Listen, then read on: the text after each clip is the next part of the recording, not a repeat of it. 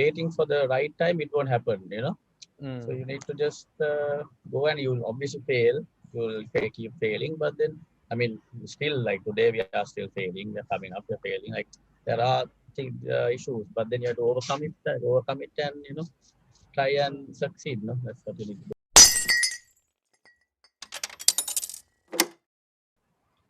So welcome back, everyone. So today we have two really amazing guests who have a lot to share, and I think especially a lot of aspiring entrepreneurs should really pay attention to what they have to share and their journey. And so before we really get into it, do allow me to introduce our guests. So we have Rushil Pascal and Satheendra Surendra. So though both of them are Monash alumni and the founders of Badhuma. So let's hear it from them. How are you all doing, Rushil and Satheendra? Hi, Abdul. We are doing good, and happy to be with you on this podcast. So yeah, let's continue. Yeah. Hi, Abdul. Great. So maybe before we really get into the details, and perhaps to enlighten everyone who don't know about it yet, perhaps if you could just give a really quick intro, Rushil or Satheendra, about what the company is all about, what the product range is all about, and perhaps even where we could find some of the amazing products that you all have to offer. Sati, shall I take it or? Yeah, go for it. Yeah. So we actually our products are based on the ready-made foods. So they go as condiments as well, but they can accompany, I mean, your rice and curry. It can go as a bite, or it can go into your pastas or all of that as well. So we are mainly based on the ready-made area. Plus, we look into it, try to not put preservatives, and like try to keep it as natural as possible. And so right now we are mainly based in Colombo, but we do deliveries island-wide as well. So in Colombo, you can get it as home bargains, and some of the cafes around here you can get. We have it at the cafe on Fife Road. Then we have it at Felicita at Ward Place, and then Park Street Gourmet, to all of those places. And we are planning to put it into Keel's supermarkets, getting to the retail outlets by August, hopefully. And do take note of that, guys, and watch out for those stores. And we are planning to go do our exports as well. So we'll touch on that, I mean, a bit later on. So our main item that we started with is the classic Badhuma. So our main goal was not to get a huge product range, but keep it to quality more than quantity.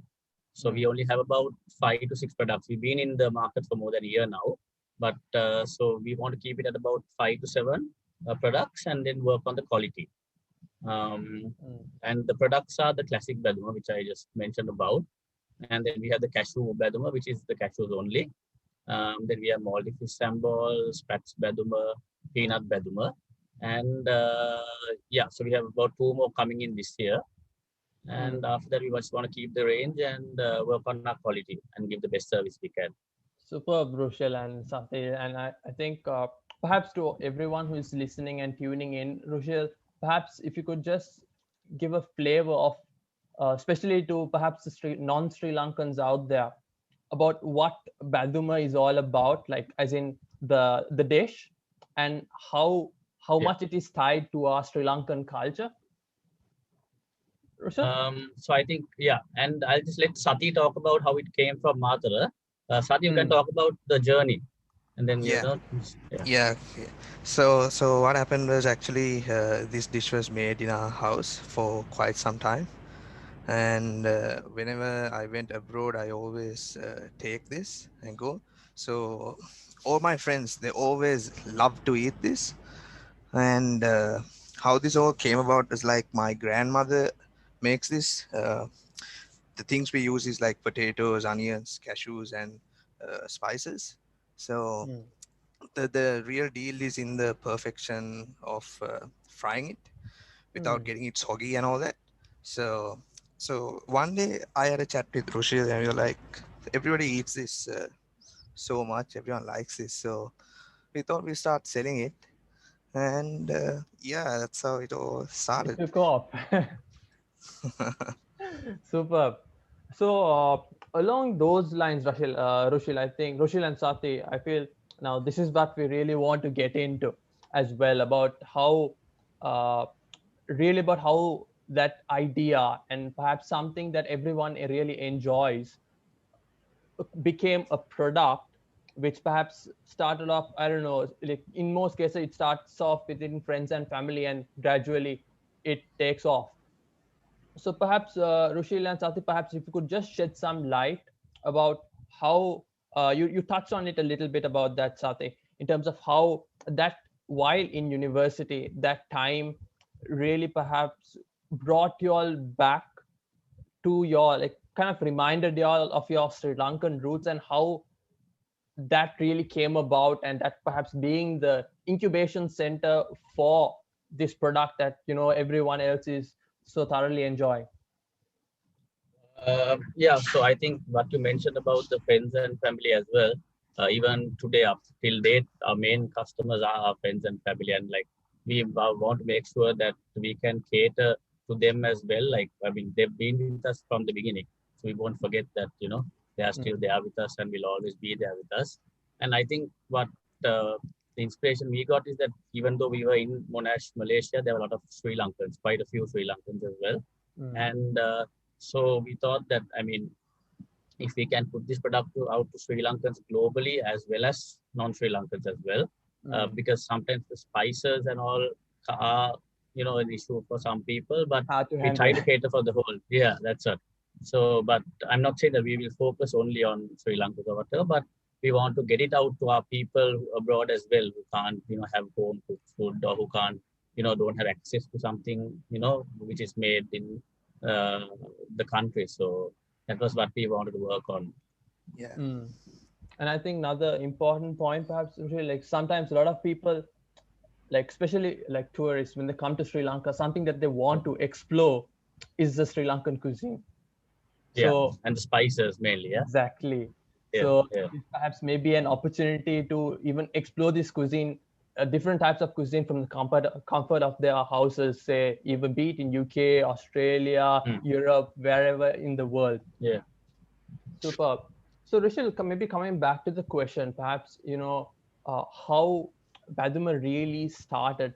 Like Sati mentioned about how it was based on the dish that was done at home, and then how that idea transcended and really grew roots, and before really shooting up and perhaps becoming a business, and perhaps before becoming a business, how that those initial first few steps, how did it go from 0 to 1, Rushil? So basically, there's a bit of a funny story to that. So I mean, Sati I'm told that curious. he met me in 2017, but he met me in That's me 2015. So 15. 2 years of Yeah. his life, he has forgotten about me. But so so we've been very close friends, to be honest, and we've been in Monash. We were there for about 4 years. So he used to bring it there, and then we used to have it. But then after we came back to Sri Lanka, then Sati went abroad to Australia. And so, I mean, we always keep in touch and stuff, and our other colleagues such as well. So we always used to keep in touch. And then, so me and him always wanted to do something. Like we were working, but we wanted to like get out of that space and always like do something new and, do something different. I mean, we didn't want to just, go for that 9 to 5 thing. So we always one day we talk about one thing, the next day we talk about something else, and then that so we were inner not going anywhere, to be entrepreneurial, honest. that Yeah, inner yeah. entrepreneurial itch that we all have actually. So exactly. So this was the first thing we spoke about. We wanted to really only export this in bulk and all, but this was the Yeah. first This idea was, we had. when was this? 2019? Yeah, 20, 2019, 2018. Okay. Yeah. 2019, I think. And then what we wanted to start it, but actually we couldn't do it at the time. And then how it all kicked off was COVID came in. And then Rushil gave me the idea, look, it's about time we do this, and let's just kickstart it. And then Rushil and my other friend Satcha actually does everything from Sri Lanka. I'm just based here. So yeah, And that's how it yeah, and started. then we just made a logo, and we thought we did some photo shoots at home as well. And then we made it at our place here in Colombo as well.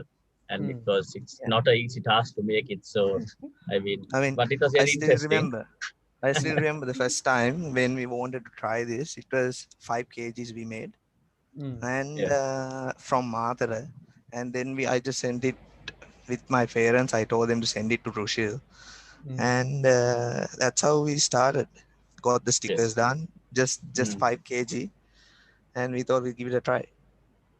So you be like, so people don't really need to wait, for all that infrastructure, the machinery, everything big to really start. Like you just need that. I think what you're trying to say is you just need that drive. Of course, like people you could work with, and really take it. You just need to start it. Just one thing. You just have to do it. Just do it.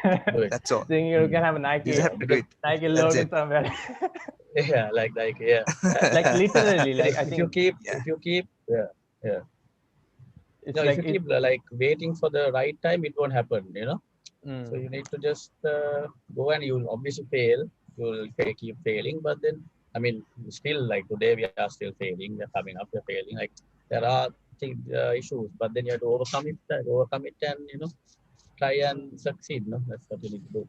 Well said there, Rushil. So it's like, you fall down 7, get up 8, and especially being entrepreneurs, it's it's almost part and parcel of any entrepreneurial journey for that matter. And in fact, sometimes, like say in the Silicon Valley and all, they wear some of their failures as badges of honor to say, okay, I started this, because after each failure, it's not that it's not actually a failure, but rather people find different ways on how things don't work, and that experience teaches them on how to navigate perhaps the challenges that are to come. So certainly, Rushil and Sathi, I think that experience that you all really had, I would say priceless, and definitely not something you could learn from school or university. Yes, that's for sure.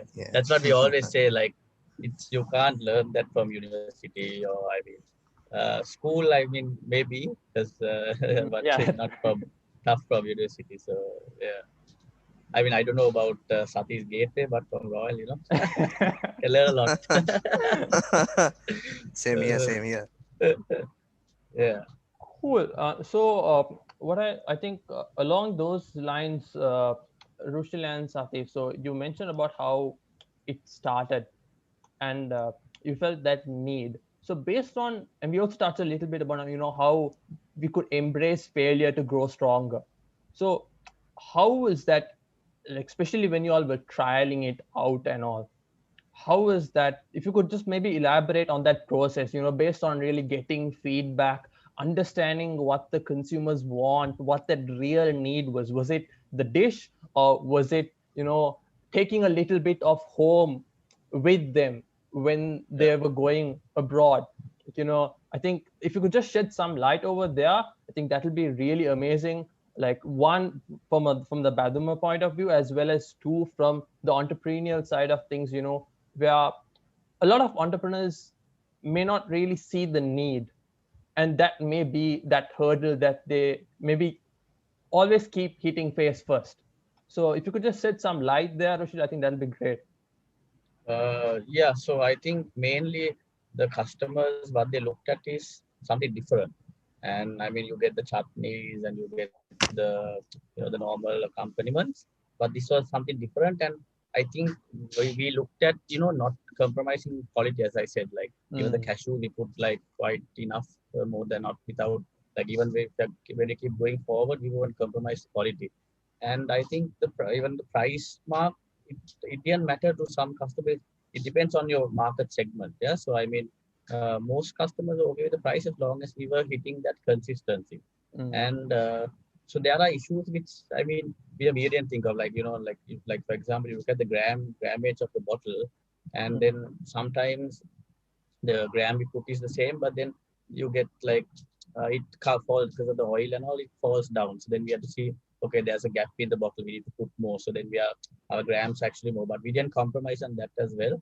We give the customer even more, and like we wanted to make sure that the customers are repeat customers. So those are little things that we won't know until we do it. They until bottle it and package it, and then you get, I mean, different things like the stickering to like how you put the labels to how you print it, and so there's all a challenge. And even what I think even Sati will agree on is that you should not always look for a gap in the market. Like even if there are computer products, you should always get in and try and see whether you can go ahead or not. Whereas a lot of people are waiting for that proper gap in the market and they want to enter that gap, which is, I mean, it's tough. So, Sati, what do you think? I mean, yeah, you shouldn't wait for a perfect. I mean, me and Rushil, every day we talk about new stuff, and every day we try things. Every day we fail. Next day we try something again. That's what we do. And yeah, so Yeah, I think basically there is no proper time to get in, as long as you've got your mind fixed on it and you just want to give it a try and see whether it's going to work out or not. Unless you try, you won't know whether it's going to work out or not, so you just have to try. Well said there, Rushil and Sati. So like if I just take a leaf from that, like I recall one of the something that I read some time back about how Dropbox was started. So it was really about how one student once upon a time forgot his pen drive while he was going on a trip, and it so happened that Yeah, he was a coder. So while yeah, other companies were, really finding that perfect way, doing their research, how it should be done, the perfect cloud storage, so on and so forth, this guy started something small. I don't recall the founder's name exactly, but he started something small and just kept working on it. And, gradually those incremental improvements came, and the end result is the Dropbox we use today. So I think that's something really important to all the aspiring entrepreneurs out there as well. So it's about, like you said as well, Rushil and Sati, it's about keep making those incremental improvements and gradually building up better. Well said there. And if I use that as a segue as well, Rushil and Sati, we touched on how some of these key features that especially entrepreneurs should have could be learned in school and university.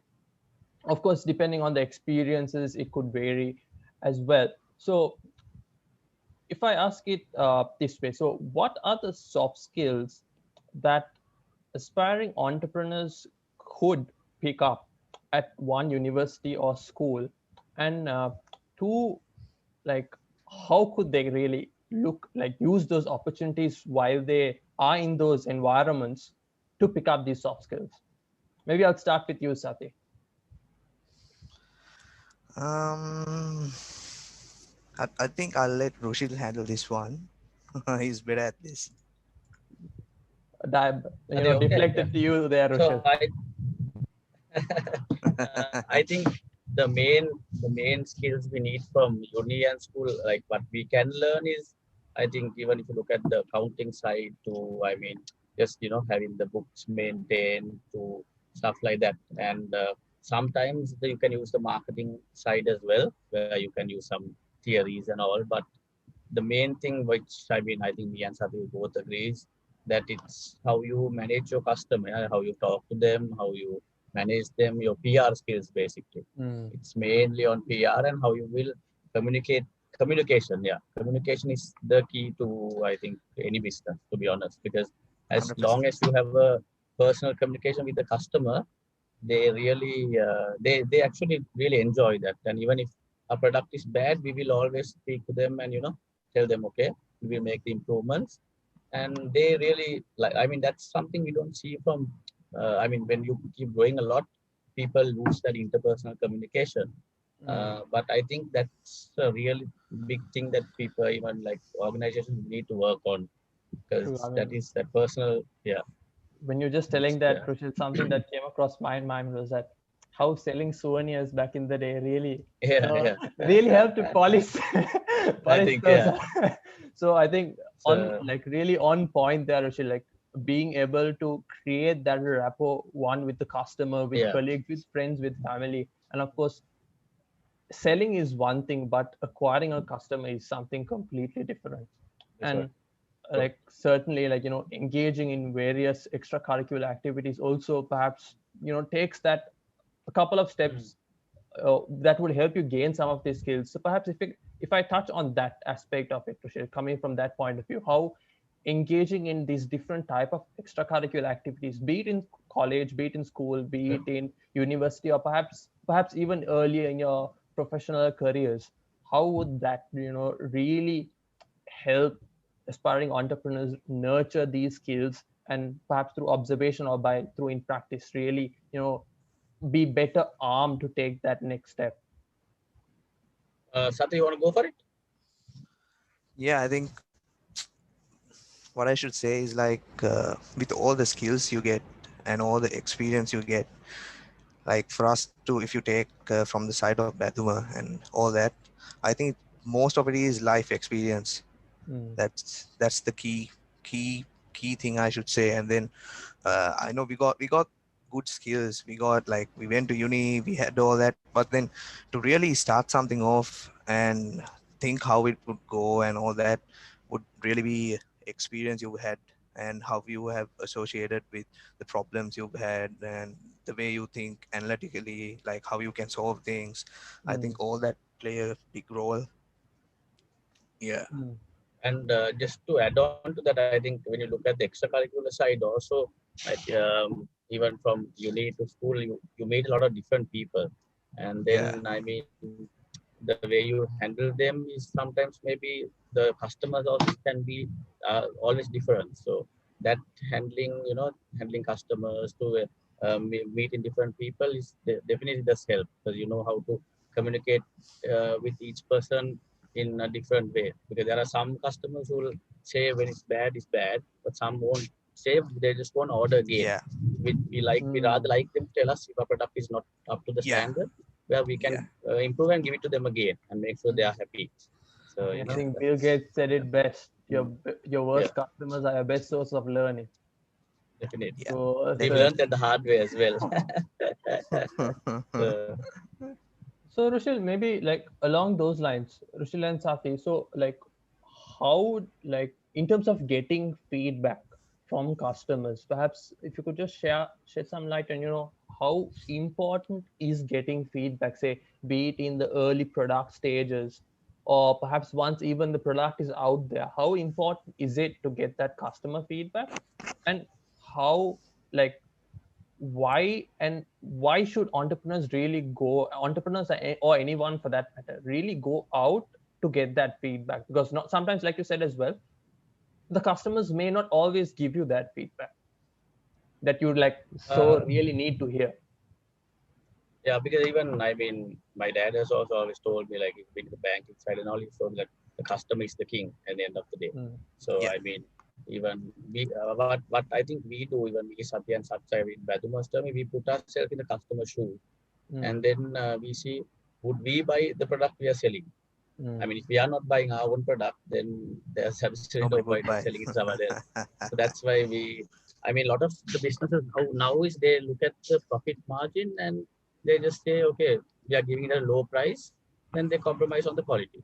Then it's just that, I mean, it depends on the product, but I mean, when it comes to food and stuff, you definitely have to have a certain quality without, investing on that. True. So After all, you're going to be eating it, right? exactly, yeah. So we put ourselves in the customer shoe all the time, and then we see. I mean, we'll be happy with what we are doing, and then only we move forward. So we always like. I mean, every day we speak to each other. Like me, Sati, or every day we talk to each other. We like not only for Badhuma, for other things, because and yeah, we are always open with each other. We scold each other. We were tasting everything. So have a drink with Yeah. each other once in a while. So I mean, yeah, it's all good. But you need to learn to, communicate with the customer and then put yourself in their shoes and really look at it from their point of view. Yeah. Yeah. I mean, customers like very important. Every time we get a negative feedback, we definitely Mm. look into it and try to understand We firstly how speak this to them. happened. Yeah, Yeah. Because I mean, we are trying to get them a perfect product, right? And every time there is some flaw, we really need to understand how and why and when this happened. So I think feedbacks are really important, and the fact that you get feedbacks is pretty good, because then you would understand how others would look into your product in a different angle, what they think about it, and what that sort of thing. Also, I mean, marketing wise, say we want to promote the product, every time you get a good feedback, pretty good.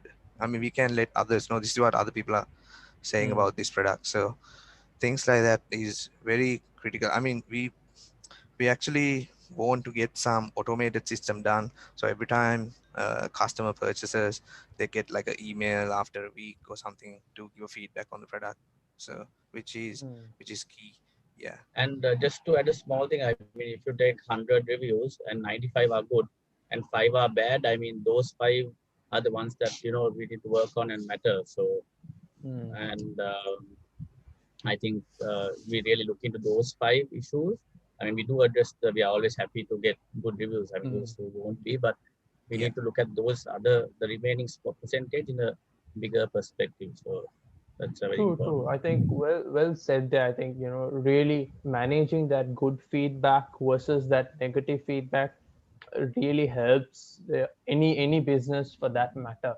So you mentioned like something that really intrigued me was that, like, especially when you look at this negative feedback, I also identified that these are the places that, say, a product or company should improve.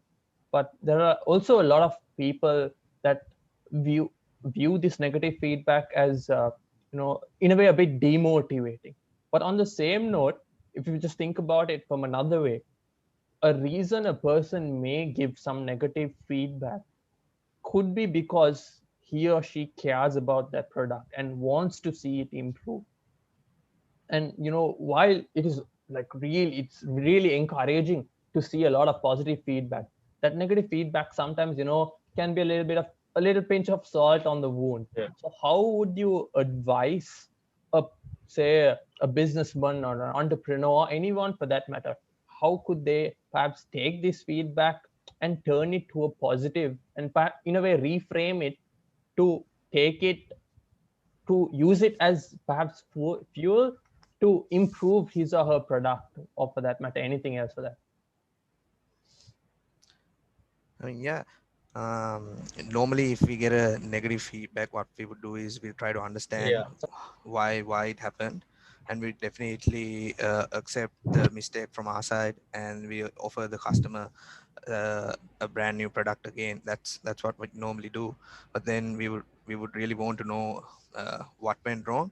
Actually, we are really looking forward to negative feedbacks in the long run, because it helps us to actually improve the product a lot. So yeah, those are the things. So yeah. Yeah, and can you hear me, Abdul? Or Loud and Yeah. clear, Rushil.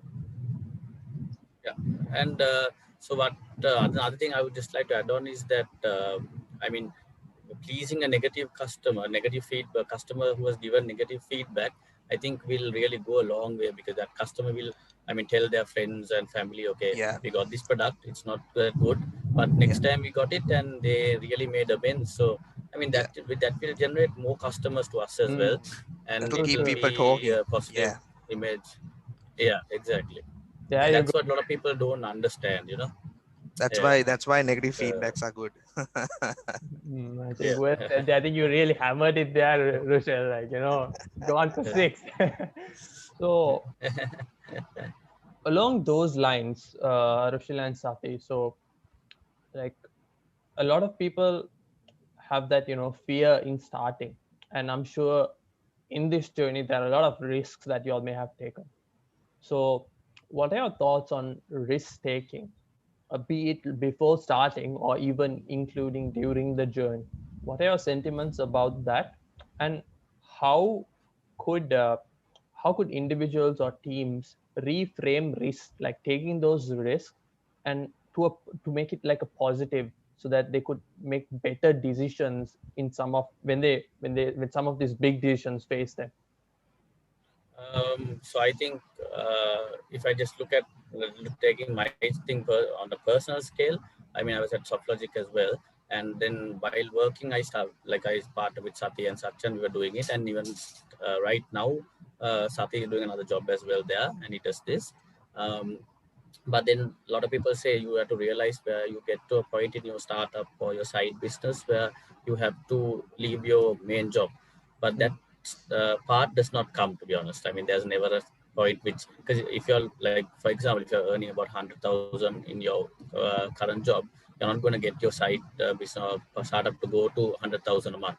That won't happen because you can't give that much time to it. So you need to know at a point it will tell you where you can go and do your own thing.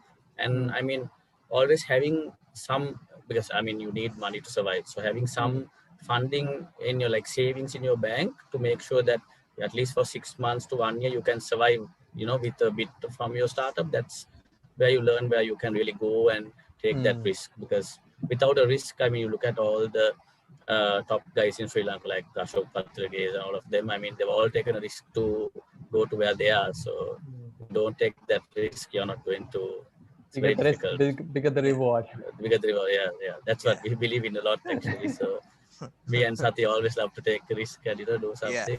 To be honest, both of us, we take a lot of risk, and our other friend Satya, he's the one who keeps us in check. Yeah. You need that balance as well, right? We need that balance. Yeah. Sometimes we get scolded by him the whole time, but then we work it out after that. So it's an interesting journey. It's always been, and we are planning to make it. Hopefully big things ahead. Let's see. Looking forward to it. So perhaps before moving on to that entire entrepreneurial landscape and whatnot, Rushil and Satya, perhaps if you could just shed some light on, what we could expect from Badhuma, what those expansion plans are, like, be it a new product range, I'm curious. So we are planning to put a new product this month. And by August, we are planning to get into the European market, starting with England. And then we are trying to get on Amazon. And, nice. So go towards Europe. And our other expansion plans will be to Canada, the US, and Australia, hopefully by this year. If not, at least by the beginning of next year.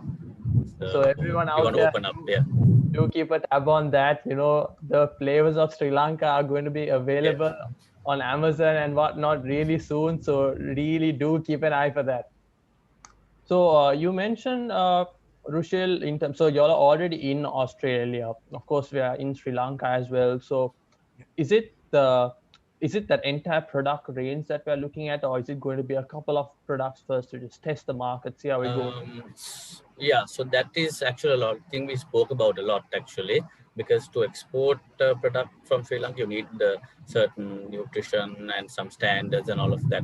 And that takes some time, with documentation and all of that. And there's a specific cost added to it as well. And so we wanted to send most of the products, but to be honest, even like currently, not only us, like a lot of businesses, are seeing a drastic dip in their revenues and all because of the current situation.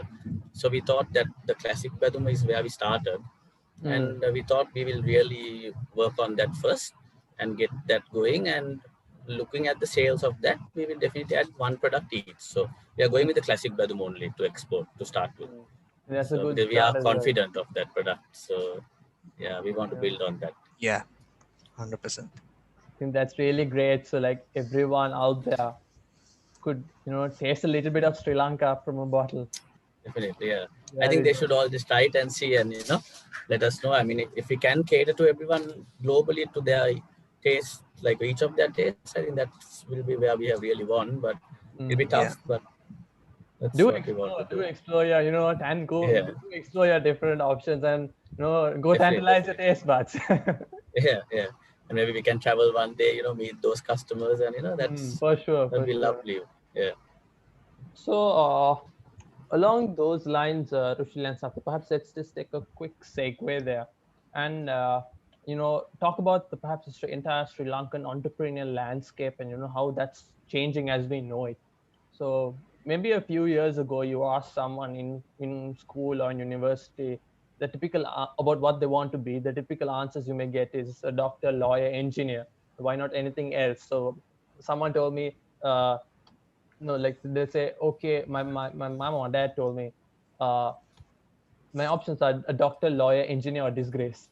So now that entire ecosystem, with this new like thinking, and a lot of new people from different mindsets coming in, that entire ecosystem is changing. Now we get people who come up and say, okay, I want to be an entrepreneur, so on and so forth. In fact, there are people who start off right in university, just as you all have as well.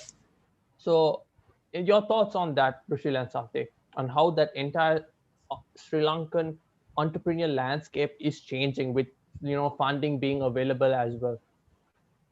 I think you want to go for it. About the Sri Lanka bit, you can go for it, Rushil. Right. So I think it's the landscape has really changed, as you said, and there are a lot of people who are trying a lot of things, and I think COVID has really helped that as well. Like we saw a lot of people doing things from home, then they realized that you can make money from home, you can start things up and all, and there are a lot of people to support that, and there are a lot of investors as well who are Mm, looking to um, grow local, be local, and help support a mm, lot of local places, and a lot of people, like a lot of prominent people are helping startups as well. So there is mm, definitely a good. I think there's a better understanding of the startup environment, and people are more open to it than before because they mm, see the potential.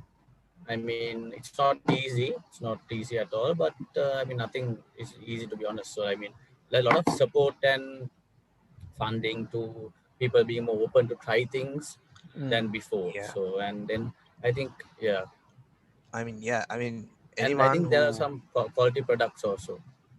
of course. Yeah, you were saying something? yeah, I mean, anyone who has an idea, who wants to get something done, they don't know how to do it, and if they don't know how to do it, all the information you require is in the internet. All you Mm, have to do is Yeah, just true, search, true, right? So, I mean, I so can true. give you an example. This website called udemy.com, I think. Yeah, it's got courses for almost everything. So, say you want to learn some new program, you want to learn a new software, you want to do web development, but you don't know how to, you can go there, and they always have discounts over there. I mean, you can get a course for like 10-20 bucks, and you can learn from there, and it's easy. I should say, like, it will take 8-9 hours, but if you're really keen into like mm, getting it out from, like, if you want to really know it, that's all you have to do. Just the thing with most of the people is that they think, I should do this, I should do this, Yeah, yes, good idea, I should do this, but they don't take that next step. They mm. don't do it. Taking Always action. taking action yeah, is number one. and Yeah, because yeah. everything you need is already out there. You just have to get it. That's it. For example, like I mean, we were stuck at one point in making posts, and so now me and Sati were like, okay, so we don't know Photoshop, and we don't. I mean, we are not the most creative people out there. So, but then I mean, we got on Canva, and then we just started making posts. I mean, they're not the greatest, but then we just both of us got on. Then we had to actually say we got a lot of help from quite a few other people as well. There are a Mm, lot of people have helped us in this journey, to be honest, lots of Yeah. people, and we really appreciate them. Yes, we got good And friends. mm. yeah, There you go. and so actually very helpful, friends and family, all of them. And so then me and Sati just like work. I mean, we never use Canva in our life. It's not that hard, to be honest. Like a lot of Mm. people know about Canva, but I mean, for people who haven't used it, it's very easy. And so there are things to help you. If you're committed to it, I mean, nothing is impossible to do. So There yeah, you go. Like, yeah, we're living in this age where mm, almost everything is really at our fingertips, literally. exactly, yeah, Like, yeah, be it you say, if you had to could go to a library and read a book a few years ago, now you just need to type it up. And say if you needed to, exactly, like you said true, as well, if you needed to hire, or say if you needed to make an amazing poster, you need to first and foremost find a really good graphic designer who has a exactly, yeah. computer in the first Mm, place. And now mm. it's like a completely different thing. So there you go. I mean, I don't know how to explain it much better than you all have already. It's about really taking that first step and having that desire to take charge and make that change. Because if people just wait for an invitation to come to their mailbox or a message, nothing's going to happen. Just because a person goes sleeps and wakes up the next morning, things are not going to change. Like, you really need to take that first Exactly. step. Once you take that initiative, things start to happen. So, like, amazing stuff there, Rushil and Satya. Especially sometimes when learning and taking those, especially when learning new things, when starting something new, that initial bit is what is really hard. Yeah. The initial bit is like, you initially it's like, one big massive mountain, but even when you're climbing Everest, you start with one step, and with each step you get one step closer to the summit. So, like, amazing stuff there. And you need to be happy with what you do as well. So that's something which we always believe in. I mean, even like me, Sati, Sach, all of us, I mean, so like some days we'll work from morning till 10, 12 in the night, but then it's our own thing. And when we are like, okay, so it might not bring in the rewards that we are looking at as yet, but for sure later on we at least want to build a legacy and have something Like, for it's us your to baby. look back on. Yeah, It's your exactly. Yeah, baby. yeah. So I think, like, it's a good point that you touched on as well there, Rochelle, because there are a lot of people, like, who are in that mindset, just go live their life, that 9 to 5, and then work that 9 to 5 for so many years, and the next thing you know it, they have to retire, Yeah. and life almost flashes, just in a few seconds. Or like when you talk about fighters, people talk about, okay, what does their highlight reel look like? And if you put it in the same way, what would each person's life highlight reel look like? And when we look back at it, we would all like to see some really good knockouts there, like some really good highlights. Yeah. So, Mm. and at the end of the day, that is going to be that quote unquote legacy that we leave behind for the next generation. And certainly, like, having, regardless of whether that highlight reel looks amazing or not, it's those highlights being your highlights really gives a person a lot of internal satisfaction that is completely unmatched. So, That's definite. it's yes, a bonus may feel good for some time, Mm.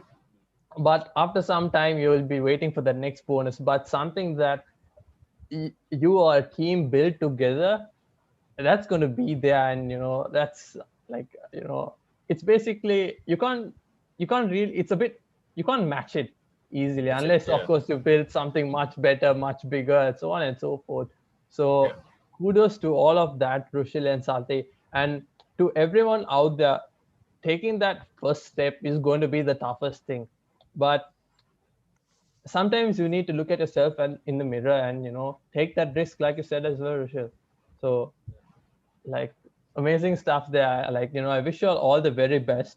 So, but before Yep. we really do uh, wrap things up, I would like to ask each of you all one question, and one question divided into three.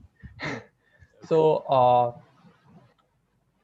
so three people come and knock on your door. One is in university or school. One is a fresh grad, early career professional, and one is a mid career professional. So all of them are aspiring entrepreneurs.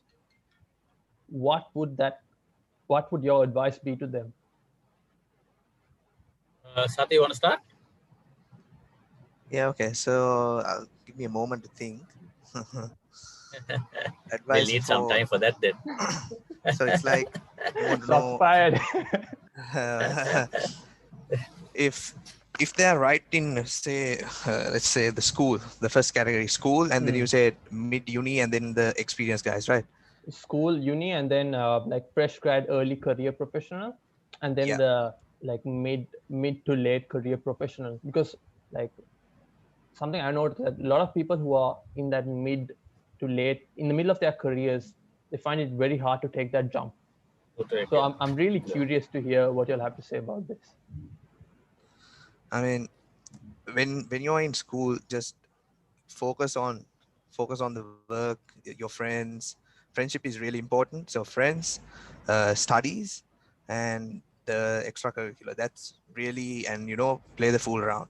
Basically that, right? School. Uni, it's more about life experience, I should say. We've met various people down the road. We've had many friends. Maybe we've lost one or two friends. Not, I guess. And yeah, so when you're in uni, basically it's like you acquire the skills, you get to know people, you know how the world works. I mean, you get to see things. So I mean, basically in uni, I would say to anyone who's in uni, just that experience is really it's really important. Like, you go to your very lowest point in life. If you're like both of us, we were in a different country, we didn't have people there. So at times we've been in really low positions, and that really helped us to get back on the strength. So Mm, I mean, we've made decisions, we don't have to think twice, because we've already made that decision a few years ago in uni. So things like that. So in mm, your uni period, I think it's very important you identify what you require. Basically, you identify what you require. And when, say, you're a fresh grad right after uni, I should say the first thing you should do is definitely find a job in the field you have done your uni work in. 100%, you need to secure that first job, and that work experience for your first job is really important. So make sure you get that foundation built in. And once you've got that job, you're in your field and you're collecting that experience, then you can then think about the entrepreneur stuff, right? Because because like we all know, entrepreneur stuff is really risk. You got a lot of risk mm, involved in it. So making sure that you have that solid foundation at the start really helps you to explore new things, right? mm, So that's what I should say to like the fresh grads. First, secure the job. Make mm, sure that your job is in your field, because say you get, say for example, you're a mechanical engineer, and you get your job on another field and not a mechanical engineer. Down the road, you work there 1 2 years, perfect salary, all is well, right? uh, and you want to change your career, and next time you look for a mechanical engineering job, they're gonna have job descriptions saying, okay, you got to do this. But due to the fact that you worked somewhere else, and with a different stream, and when you're going back to your stream, you're going to be like, oh, I've learned this stuff in uni, but do I really remember them now? mm, Because there's been that gap, like 2 3 years gap, right? So that's mm, important. You should not do that. And once you're stable, go for it, explore all ideas, just take actions. Because at the end of the day, right, all what we need is, like, when you hit 35 40, maybe 45, financial freedom. You don't want to work every day, right? All our entire plan is to, like, be financially freedom. We don't, like me and Rushil, we really don't want to work. We just like to have a party, be with friends. Yeah, I mean, that's like the main driver. I mean, we're trying Badhuma, we are trying different things. We just need to make sure that we make that extra money at the end of the month, so that we can really get let go of that job. mm. So that's my advice to the fresh grads, really. Cool. And how about the mid to late career professional there, Sati? Perhaps someone who's already having that stable job and is thinking, has this idea about Yeah. starting his or her own thing, but that there's a lot of inertia that's preventing him or her taking that step. Yeah, I mean, if you're like you're if you know you're stable, you should have that urge to take the risk, to try things. Unless you make that decision to try things, you're going to be doing that 9 to 5. No matter how much you think, no matter how much your idea is, like how good your idea is, it's not going to work out because you're not going to try. I mean, the thing is this, right? Give it 15 years ago, any idea you get to your head and to actually implement it, it's not going to be easy. It's not Mm, easy. Right now, with the level of technology we are dealing at the moment, anything's possible. It's a piece of cake, actually it's a piece of cake. Whatever you need to do, there are ways to do it. I mean, everybody, all of us have the internet, right? I mean, all the information is in there in the internet. You want to make a website, you want to make an app, like a developing app, whatever. anything, say you don't know how to do it. There are websites that have freelancers that actually gets that job done for you. Say you have this idea to do this code like the school app, and you don't know how to do it. There are sites you can give your idea to them, to the programmer, and they'll do it for you. They'll get the app out for you. So after that, it's like just the marketing and all that. So Mm. down the road, you'll collect everything you need to get successful. It's just that step out of the box. You just have to just do it, just like the Nike logo. I think really well said there, Sati. I think there's so many points to capture there, and there's a lot of lessons for like for each of those people. And likewise, like I'm so quite curious about like before maybe touching on it. I'm also curious about what Rushil has to say about that as well. Maybe to remind as Yeah, well. so just to add on, Yeah, yeah, go just to ahead. add on a bit, I mean, I think so. Like Sati said, for someone who's a school leaver and a uni starter, I think there are a lot of people say that sometimes you don't have to take your education and it doesn't matter while working and stuff. But I mean, in Sri Lanka, sometimes I mean, most organizations, it depends on how you like. If you have a Harvard degree, then you can't go and speak to a person. There's no point. I mean, unless he's really Mm, qualified in that field. But what I think is Hati will also agree on is that in school and uni you meet different people, and I think for us also going abroad, or I mean going away from the family and like living alone or with friends or whatever, that teaches a lot as well. So mm, more than actually the education sense, you learn more about being by yourself and doing getting things done. And I think mm, that was a main step towards you know looking at ourselves differently and seeing where we are in life and where we can go, what potential we have. And I think you, as Hati said, you need to get a job. Yeah, for people who are uni leavers, I think more than getting into the startup, you need to work at least 1 to 2 years, because you need to know how like you can spend that the salary, or how much you need to live and all that. mm, And I think if you can do a startup straight after uni, that's great. But always work on ideas, like look into stuff while working. That is something that I feel people don't do here. Like you need to look mm, into stuff, you need to go home and look into stuff, or even take a break at Yeah. work and then look into things. And I think the best time to, what we personally feel, the best time to start is right when you're about 2 3 years in your job, you have finished your Yeah. studies and all.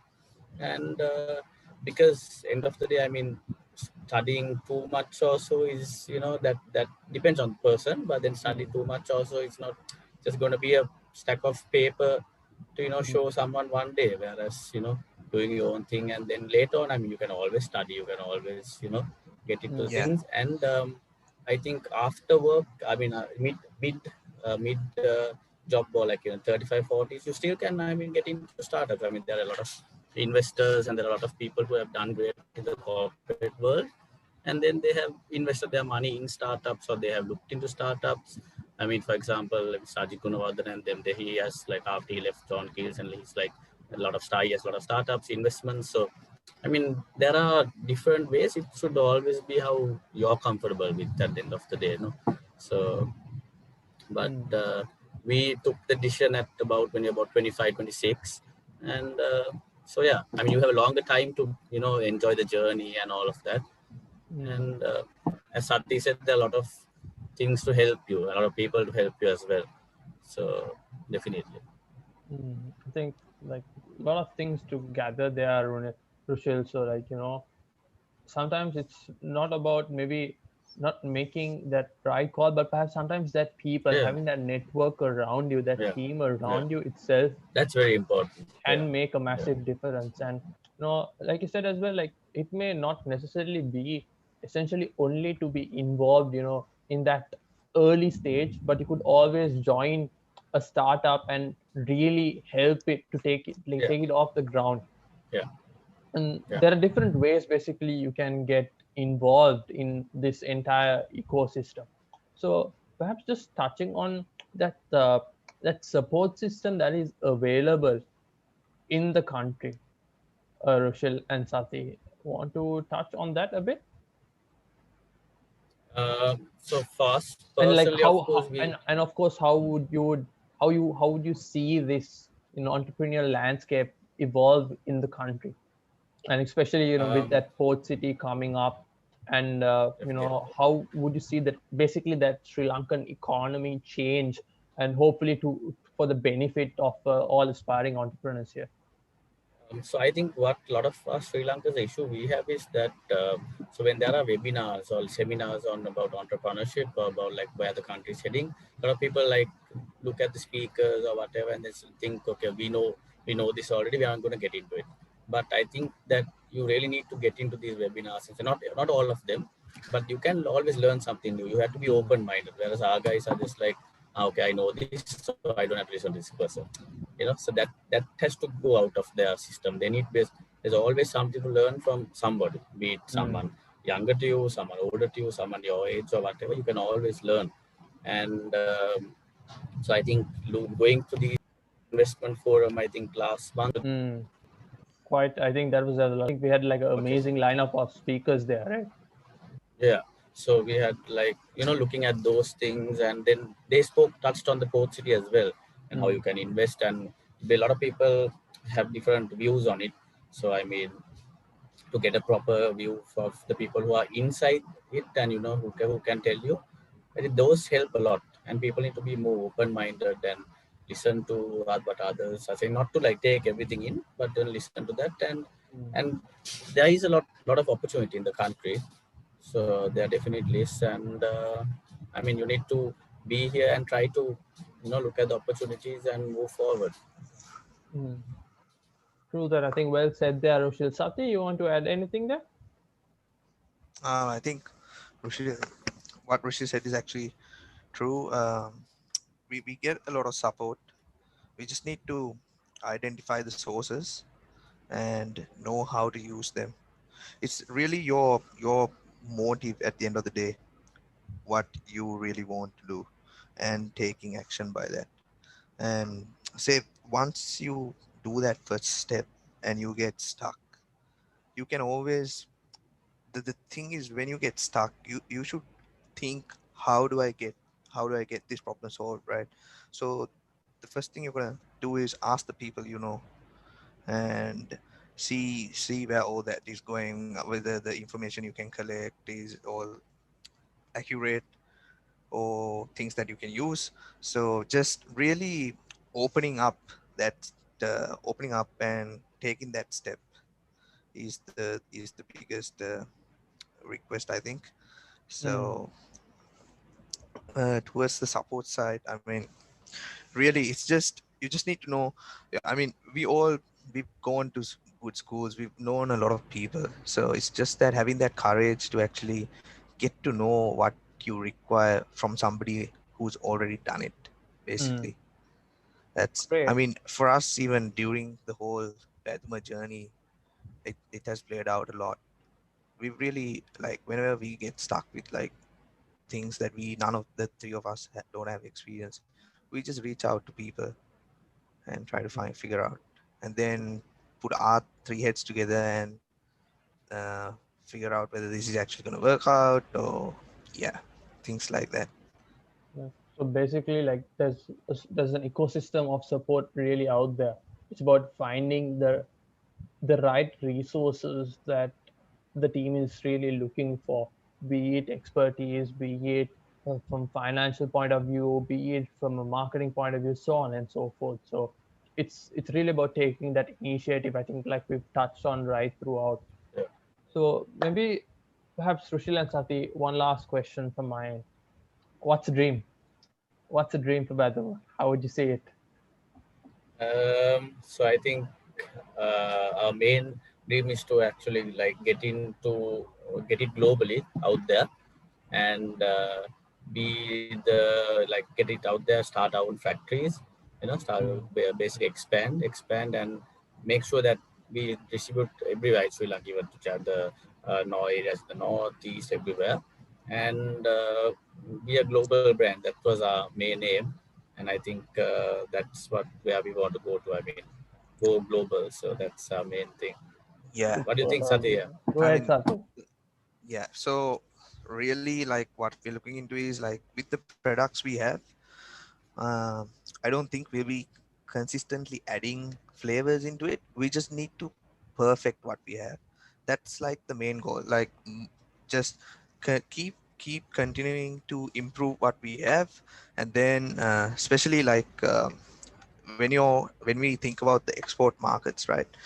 The key idea here is actually Sri Lankans in those countries, right? Because I'm staying here, I know what I'm missing, so I just want everybody else also to have what we have, like Mm, all the other Lankans. I know we've got so many Lankans around the globe, there you go.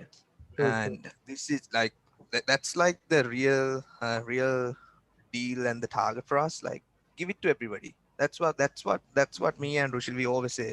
Yeah. Let's just give it to everybody. Yeah, At the That's what end of the the he day, said there's go when ahead, we Rushil. started, what he said is, "Macam හැමෝටම කවපා." Like හැමෝටම කවපා මචං. So that was that's how yes. we started. So Yeah. Well yeah, said. I think, at the end of the day, there's no real place like home. And I think sometime back there was an Apple advertisement from Apple Singapore on how they're on during the Chinese New Year, how they always bring something back from home when they come back to the cities. And this is in a way a reflection of that, but a more Sri Lankan context on how everyone, every Sri Lankan, regardless of where they are, be it in Sri Lanka or some part of this beautiful blue bubble that we live in, you can always have a piece of Sri Lanka regardless of yeah, where you are. definitely. True. So maybe Yeah. one last thing, Rushil and Sati, where could people here get to know more about Badhuma? What are your Instagram handles, Twitter handles, Facebook handles? Where could they find more about it?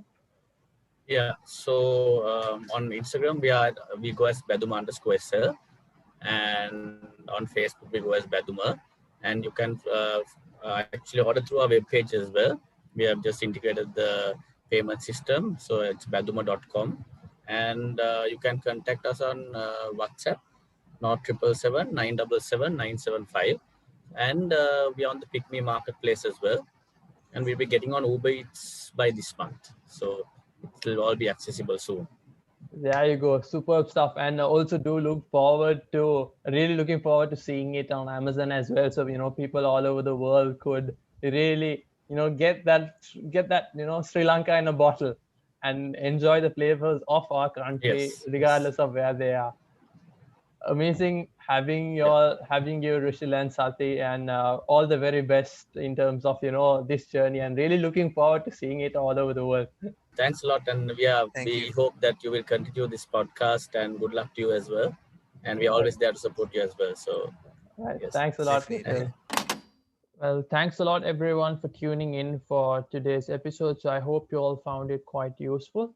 So if you all have not done so already, do smash that subscribe button or like button below. And if you all are keen to follow more discussions of this nature, do comment on who would like to see in the next episode, and do also let me know if there are things that you would like to see, perhaps areas that even I could improve, and importantly other areas and topics that we could discuss in the podcast. So until next time, see you guys.